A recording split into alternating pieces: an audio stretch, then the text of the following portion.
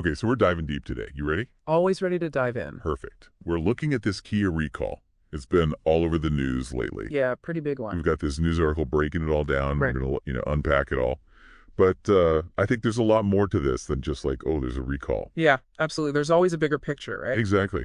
It makes you think about safety and technology and how all of that is what impacts us every time we get behind the wheel. Especially now, I mean, with electric cars and hybrids becoming so common. Yeah, you're right. Okay, so let's start with the basics. What does the article say? It says over 80,000 Kias are being recalled in the U.S. Wow, that's a lot of cars. It is, and it's specifically the Niro models. The Niro EV, and the Niro plug-in hybrid. Okay, so all the Niros from what years? Looks like 2023 to 2025, relatively new cars. So brand new cars, and they're already having issues. Well, that's why they're being recalled. There's a potential problem with the wiring. Wiring? Like what kind of wiring? The wiring underneath the passenger seat. Okay. I mean, I guess that could be bad. It could be very bad. This isn't just like your radio cutting out. Oh, no, I know. I remember I had this old car once, and the wiring was messed up, and the headlights would just randomly turn off. It was terrifying. I bet. But this Kia thing, this is about safety systems. Right, of course. The airbags and seatbelts, I mean, those are kind of important. To say the least. See, that wiring under the seat, that actually plays a huge role in how those safety systems work. I did not know that. Like, how so? Well, when there's a crash, right? The car has to know to deploy the airbags and tighten the seatbelts. Right. That wiring, it's sending the signal to make all that happen. Oh, so if the wiring is damaged, that signal... Doesn't get through. Exactly. Whoa. Right. So in a crash, the airbags and seatbelts might not. They might not deploy.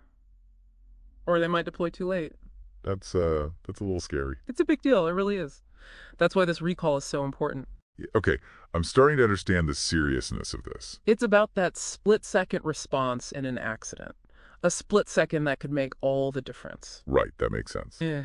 So, okay, what's Kia doing about it? What does the article say? Well, it says Kia is going to start sending out notifications to owners in March. Okay, so they're giving people a heads up. Right. And owners can take their cars to a dealership to get them inspected. For free, I hope. Yep, for free.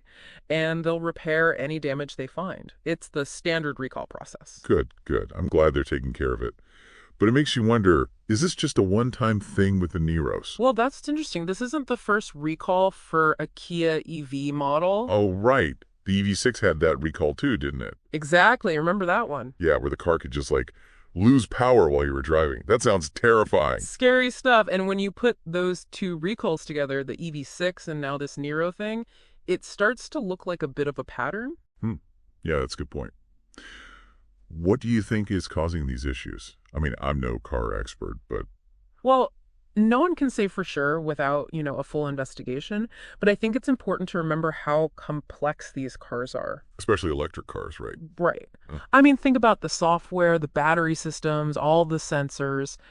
There's so much going on. And I guess I never really thought about that.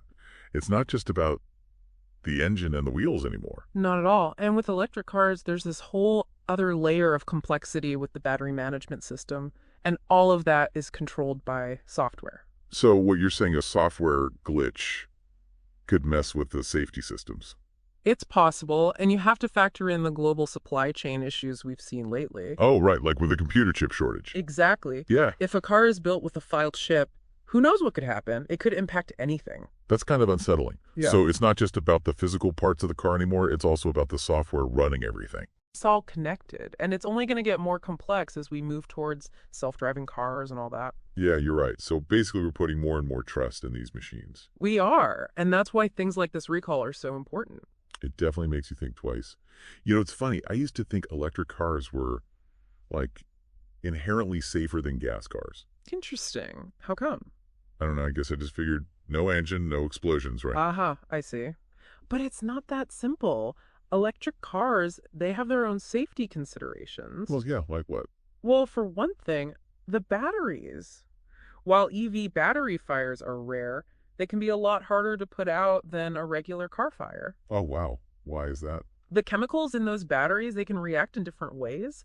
Firefighters, they have to use special techniques to extinguish them. That's wild. So even though they're rare, they're trickier to deal with. Exactly. And there's also the high voltage systems in electric cars. Right. I remember hearing about that. It's dangerous stuff if you don't know what you're doing. So mechanics, first responders, everyone who works on these cars, they need specialized training. It's like a whole new world of car safety. So much to learn. Yeah. Speaking of learning, if someone's listening to this and they're like, wait, do I own one of these Kias?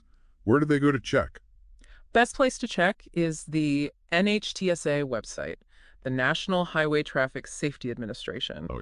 They have a section where you can enter your car's VIN, your vehicle identification number, and it'll tell you if your car's part of any recall. Oh, that's handy. It is. You can even sign up for alerts from them or from specific car manufacturers. So you'll be the first to know if anything's up with your car.